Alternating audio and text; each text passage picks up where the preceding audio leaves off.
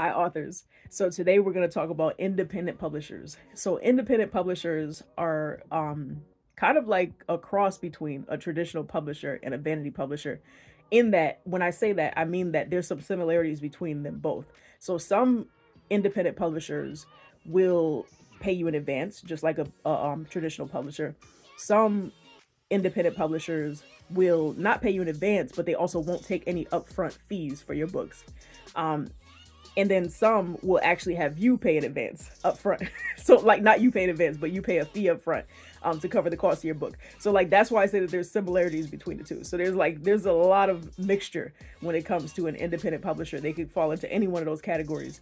And just like we discussed with vanity publishers, there are some pros and cons to it. So some independent publishers, they have very, very high reputations to the point where if you are assigned to their company, you're probably going to sell. Your books are probably going to go very far. They'll help you market. You have a whole team, access to resources, et cetera, et cetera. And it's like living the dream. So some independent publishers is very, very good route to go for an author, especially if you're new to the world, you don't really know a lot about the publishing industry.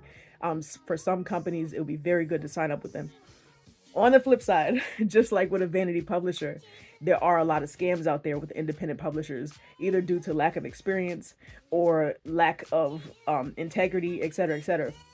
Just like with vanity publishers, I've heard stories where authors have not received their royalties.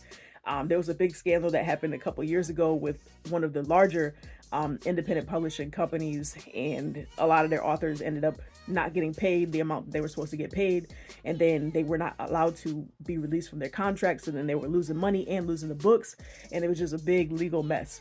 So to reduce the chances of that happening, just like with a vanity publisher, make sure that you truly vet the company that you plan on going with. Make sure that they're a legit company, they have resources. Make sure that you understand very clearly what is expected of you, what is expected of them. Make sure the contract is something that you're willing to agree to, and make sure you're putting yourself in the best possible position. So that was independent publishers. Next time, we're going to talk about self publishing.